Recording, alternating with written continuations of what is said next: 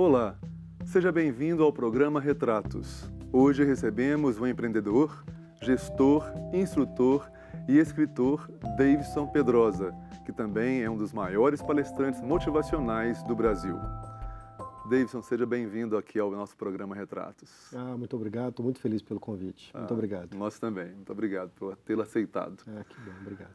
O Davidson, você é engenheiro mecânico, é advogado, é um empresário de sucesso, é fundador e presidente da Verde Gaia, né, que é a maior empresa brasileira do mercado de gestão legal em risco, não é, em sustentabilidade. Eu queria saber quando, por que você começou a trabalhar com esse tema da sustentabilidade.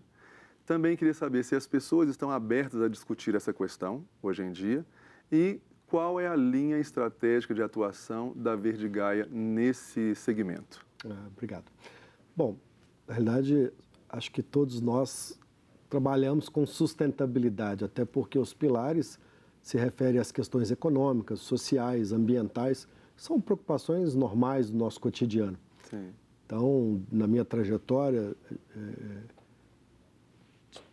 seguindo os passos da família, tentando viver um dia após o outro, então eu comecei a me interessar bastante por questões ambientais, até na oportunidade que eu tinha de me relacionar com questões simples, como, por exemplo, catar um resíduo na rua, um lixo, para fazer a comercialização. Então, é claro que nos tempos de hoje, eu administro uma empresa de gestão ambiental, uma empresa de gestão empresarial, uma empresa que está na moda. Sim. Né? Até porque o que se fala hoje é sustentabilidade. Essa palavrinha, ela é mainstream, todo mundo fala, todo mundo é. Né? Até então, o que se vê é que existem os mais sustentáveis do planeta, mas a oportunidade que nós temos agora, nesse tempo novo, é de passar na peneira e ver quem realmente é, o que se fala disso. E é exatamente isso que a Verde Gaia faz. A Verde Gaia Está dizendo que esse discurso também se reverte na prática, tem não é que isso? exatamente coincidir a teoria com a prática. Sim. Então, a Verde Gaia se especializou principalmente na parte de legislação, conformidade legal. Então, eu me especializei bastante na ideia de que o empresário tem leis para cumprir, tem obrigações para cumprir, se realmente estão sendo cumpridas como deveriam ser cumpridas. Sim. Então, esse é o universo da sustentabilidade ou da gestão empresarial no Brasil. E você acha que as pessoas estão abertas para esse diálogo realmente? Elas estão só no discurso ou já estão realmente transformando esse discurso em prática? Bom, na realidade, o que se vê ainda, por exemplo, no supermercado, ninguém vai numa prateleira e procura o produto mais sustentável ou o produto ecologicamente correto. Ainda temos o hábito de procurar o mais barato. É claro que, talvez pela teoria de que o melhor ainda é o mais caro, mas se refere à obrigação que todos nós temos de andar corretos, na lei, cumprindo os requisitos legais que foram determinados pelo poder público. Enfim, eu acho que está melhorando. Sim. Ainda não temos as questões ambientais, por exemplo, na massa do sangue. Acho que eu, por exemplo, sou de 1973, a minha geração ainda era aquela que se acostumou muito de simplesmente descartar o lixo. A questão ambiental não era uma maior preocupação. Né? Então, ou seja, eu ainda tinha o hábito de varrer o meu terreiro e sujar o terreiro do vizinho. Verdade. Né? Não importava tanto. Então, eu acho que nós estamos aprendendo. Tem uma geração nova chegando, as crianças, elas já estão recebendo informação nova na escola, os próprios projetos relacionados à educação ambiental, isso está mudando o comportamento das pessoas. Então, tem uma geração nova chegando aí com um comportamento um pouco mais ambiental, um comportamento mais consciente. Então podemos ter esperanças, né? Podemos ter esperança. O Davidson, recentemente a Verde Gaia, inclusive, ganhou o prêmio Estadão, PME, né, das pequenas e médias empresas, na categoria Minha História de Sucesso, né, com o case do lixo ao sucesso, que reconta a sua trajetória vitoriosa até a criação da própria empresa. Não é? Queria saber como foi o processo de criação e desenvolvimento desse case e em que medida ele mexeu com as suas emoções, com as suas lembranças, uma vez que estava contando a história da sua vida, né? E eu fiquei muito impressionado. Confesso que no dia da premiação eu fui a São Paulo, não estava nem um pouco otimista, até porque grande parte dos concorrentes eram do estado de São Paulo, era de um grande jornal do estado de São Paulo, e lá tinha um mineiro disputando uma história de sucesso. Mas talvez tenha dado certo porque a minha história se parece muito com as histórias de todo mundo. Histórias de nós, brasileiros, pessoas comuns. Sim. Que tem que, um passo após o outro, vencer desafios, uma trajetória normal de dificuldades financeiras, né, de uma família com dificuldades de pagar pelos estudos, pelo material escolar. E essa, na realidade, foi a minha vida. Né? Hoje eu gosto de falar disso e falo muito disso até para os meus filhos também, até porque hoje eles têm uma vida diferente da minha, as coisas acabam chegando um pouco mais fácil na mão, e isso eu não tive. Sim. Então, eu tive que, desde os 14, trabalhar para adquirir os meus próprios materiais escolares, né, ajudar os pais em casa, né, trabalhando, trazendo dinheiro para dentro de casa, fazendo a comercialização de verdura, né, catando material na rua, trabalhando como ajudante. Então, você já estava despontando como um jovem empreendedor já desde cedo. sem saber. Até então eu não entendi o que era isso. Eu entendia duas palavras.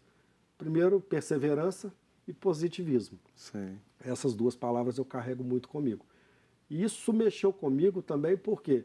Porque eu comecei a perceber que essas frustrações, esses tombos, né, essas dificuldades que eu vivi, né, e que não são diferentes das dificuldades que muitos de nós temos, elas hoje servem como referência para aquilo que eu sou, para aquilo que eu quero ser. Então, as minhas ambições como empresário, tudo isso foi moldado pelas dificuldades que eu tive. E que para mim não são dificuldades, foram ensinamentos. Aprendizado. É isso, né? que eu carrego. E você passou por várias atividades, inclusive, foi assistente de pedreiro, você trabalhou como vendedor em banca de jornais e revistas. Em que essas atividades, essas profissões, né, influenciaram na sua vida e que aprendizado você teve com elas? Eu acho que em todas elas, e eu fazendo uma reflexão hoje, eu aprendi muito. Se eu fizesse uma pequena referência, no tempo que eu pude sair pela rua vendendo verdura, vendo uma sacola biriba, morrendo de vergonha, tinha vergonha de mostrar aquilo, aprendi que eu era um péssimo vendedor, né? E isso reforçou quando eu saí para vender picolé na rua, porque eu voltava com a caixa toda derretida. Nossa. Mas também Perdi a me mercadoria. fez descobrir nessas dificuldades, né, formas alternativas de vencer. Vencer a timidez, vencer a dificuldade de falar em público, vencer a dificuldade de negociar, até porque eu tinha uma característica forte que era a timidez. Sim. Isso eu aprendi a administrar. Não vou dizer que hoje eu sou menos tímido do que eu era. Isso é uma característica nossa. Mas você lida melhor com essa questão. Mas eu aprendi a colocar personas, a criar esses personagens para poder lidar melhor. Em cada situação. Em cada situação, com a minha profissão, né, com o público. Muitas vezes estou diante de público falando sobre essas questões essenciais e eu aprendi muito com isso. Sim. Né? E nas dificuldades, como ajudante de pedreiro, carregando a lata de massa, né, carregando o cimento, né, poderia aprender que eu aprendi a fazer força e que eu era capaz disso, mas aprendi também a entender que não tem profissão ruim. Sim. Né? Então temos que valorar tudo. Todo trabalho é Hoje digno, eu brinco né? que se um amigo me chamar, vamos ali bater uma laje, eu vou também. Vamos ali capinar um lote, vou também. Né? Então, eu acho que tudo é bom. Sim. Quando se faz com paixão, com amor. E nada hoje me incomoda. Então, dentro da minha empresa, com todos os meus colaboradores, os mais de 140, eu não tenho uma função lá dentro que eu não saiba fazer. Eu falo que eu já passei por todos os departamentos e não me incomodo de passar de novo. Então, você tem um diálogo com conhecimento de causa com cada profissional de cada setor da sua empresa, né? Você tem o conhecimento de todos os processos. E é isso que eu tento vender. É importante a gente manter o nosso corpo funcionando e buscar experiência sempre. Muitas vezes eu vejo em processo de entrevistas na empresa, não sou eu que entrevisto o candidato, é ele que me entrevista. E antes de eu terminar de falar, ele já levanta, eu prefiro ficar em casa assistindo o programa da tarde do que me sujeitar a essa vaga com esse salário que o senhor está pagando. E eu fico pensando assim, poxa, ele perdeu uma grande oportunidade de adquirir experiência, de adquirir maturidade, de entender o processo, né? E isso tudo eu já tive.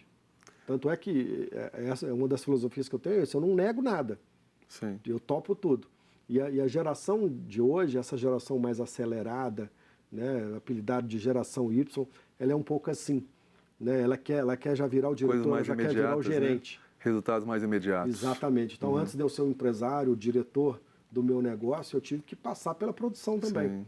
E isso eu carrego comigo.